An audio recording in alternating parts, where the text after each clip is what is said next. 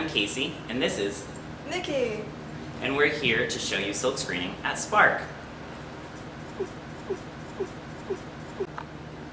So first thing about screen printing is you have to know the tools. Tools of the trade, we call it.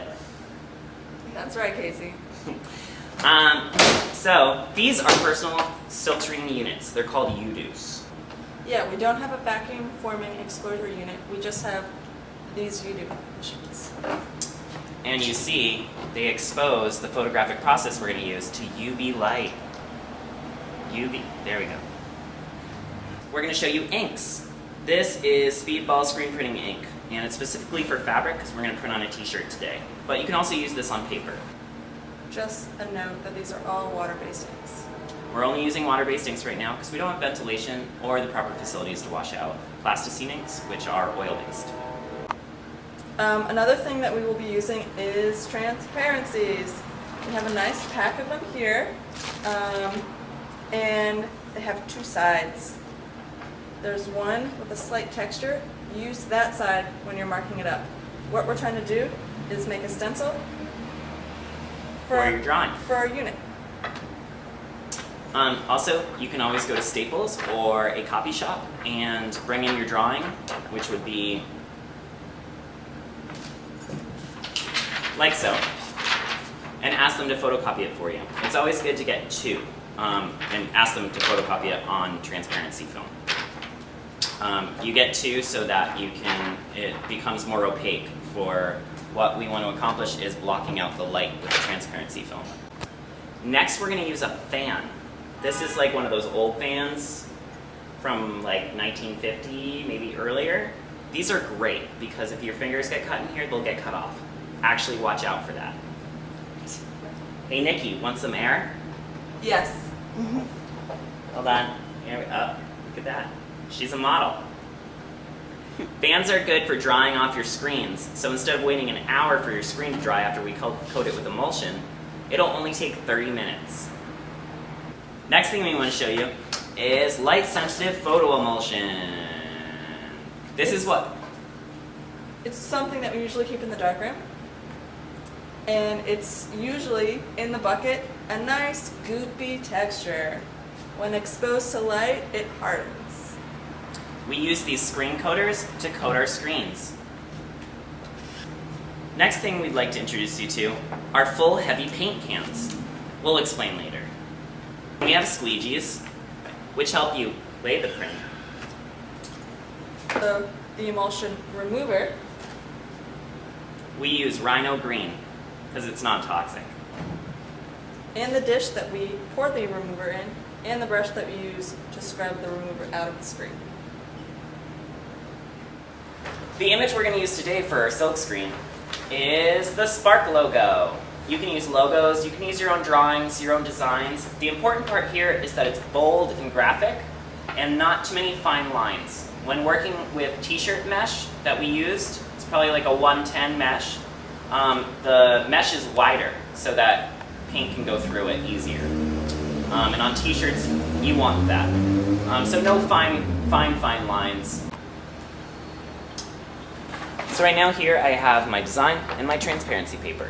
You want to feel in the rougher, you hear that? Less shiny side, that's the side you can draw on. With all these tools, which ones do I choose? I have a Sharpie. I have in a permopaque marker, which are really good, but kind of expensive.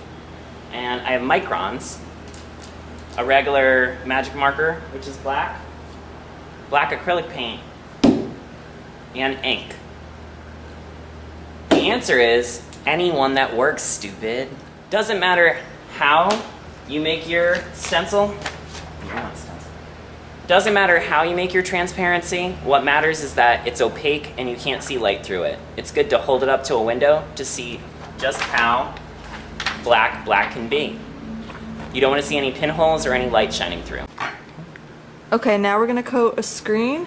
Casey's got his emulsion in the scoop coater, and he's gonna tilt it so it touches the screen. The goop is gonna touch the screen from edge to edge. Once it's touching, he's gonna drag it up Pull it away at the top. Using an even-handed coat as much as you can. At the end, you'll see that it's not so even. You'll scrape it off, no problem. Now we're going to put it right in the darkroom. Our screen is dry. As you see, we waited 30 minutes. It was in the darkroom underneath a fan. So now we're going to go through the Exposing process. exposing process. See? Tape it down right facing on the UV machine. So that you Make can sure- read all the words. Yes, right facing, reading all the words. The tape should be transparent, otherwise that will also show up on your screen. Then we take our screen, which has been drying in the darkroom under a fan for 30 minutes. In real life, you will go much quicker because this is light sensitive. Light sensitive. All right. Next, we want to take this board. You can use any board, wood board, just a hard surface. This was made from one of those hard canvases. I think it's compressed cardboard. And we cut the board into the shape of the inside of the screen. I'm going to place it right in here, to the screen that we just let dry, and we're going to expose it. We have our drawing taped down, and this way, we're going to take our two cans, put it right on top of the board, so that the screen mesh is flush with the drawing. Next, we hit the sunshine button, sunshine, which means UV light, and let the magic happen. It'll count down to 9, beep, go off, and we're going to bring it to the sink.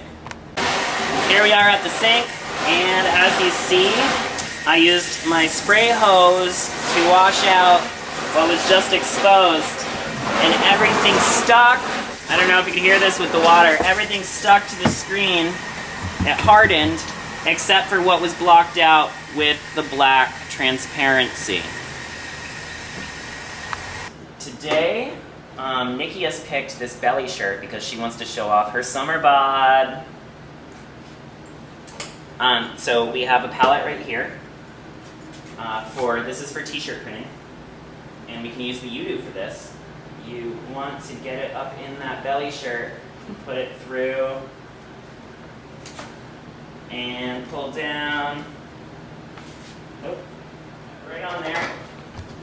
Alright, now that we've centered our image, gotten our ink onto the screen, let's print! Push hard.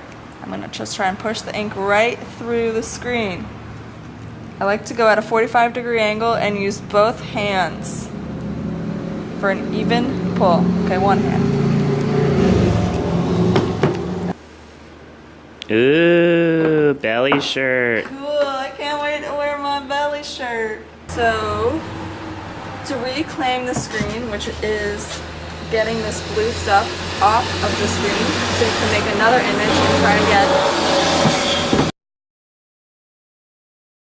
Rhino Clean. You pour just a little bit of it into this red labeled dish.